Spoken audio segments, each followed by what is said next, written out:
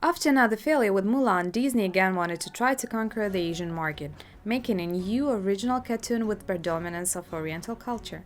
Did they manage to achieve their goal, or is it just another failure of a huge media corporation? I heard a thought that Raya and the Last Dragon are some kind of parody of the Avatar The Last Airbender, and so it sensed from the first minute of watching, but those who thought the same can breathe out calmly. Yes, especially at the beginning of the story, the movie contains elements similar to the story of Aang. But they are not as bright and obvious. They are even inherent in all Jackie Chan films. These are just the features of the narrative in such stories.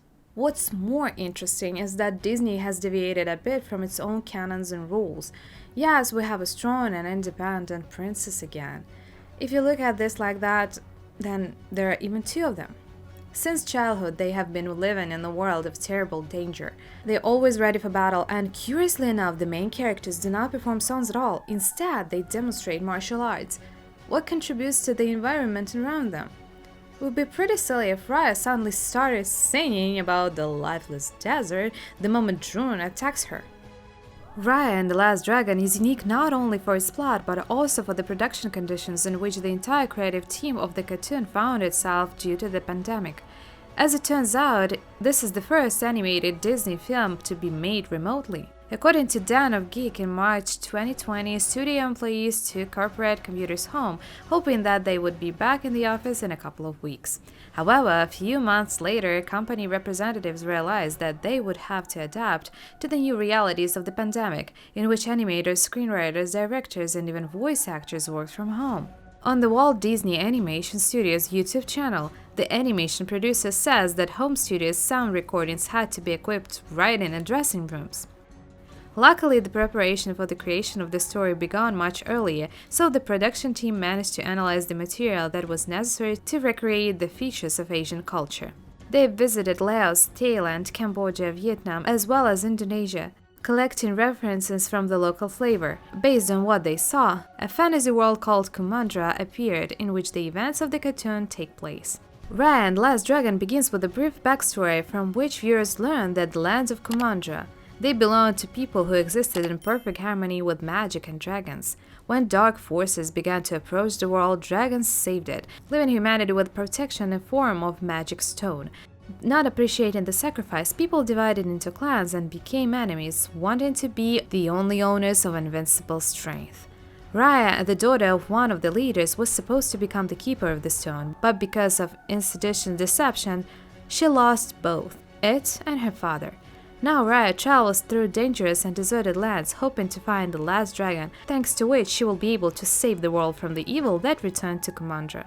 The search from the heroine was crowded with success, but instead of majestic being, Raya sees in front of her a talkative and too trusting dragon in which there is not a drop of power. The only thing that could be attributed to resemblance of the Avatar is how the main characters find allies for herself. But since the plot is a journey adventure, then everything is logical. This is a team that no one would entrust with the most important mission to save humanity, if only because children, petty criminals, and an amazingly cute animal resembling a giant battleship gathered in it. And just look at them. This is ready-made merch, just from the cartoon to the shelf in store. The commercial side for Disney has now become more relevant than ever. All these cute, small and fluffy characters are there to distract attention. They jump in different directions, make faces, and make you smile. Oh. But as the film progresses, the adult is likely to get tired of it, and even in IMAX because the image starts to blur and you start to feel a little rocky. And we get to where Disney is showing off its incredible animation and CGI capabilities. It started with the Frozen when we were shouted in the face, "Look how we can make water!" And yes, it was really amazing. After all, realistic animation of water is a very complex and resource-intensive business. In this regard, I absolutely have no complaints. In Raya, this trend and message has only increased. There's so much water that the whole world will have enough to drink. And there are also underwater scenes. Well done, Disney. Bravo, Disney. But back to the story. Yes, it is sweet and kind, just one of those stories about which they say, well, this is for children. It is instructive and fabulous, but lazy. too simple. No one expected twists and turns. Everything is clear according to the textbook. And it is precisely because of this is not remembered. Most likely, this cartoon is for one-time watch. I highly doubt that even after a couple of years, someone will remember it. You can go to the cinema, it won't be a waste of time, especially if you miss 3D. But you shouldn't have high hopes for this film. After all, it carries a purely entertainment function.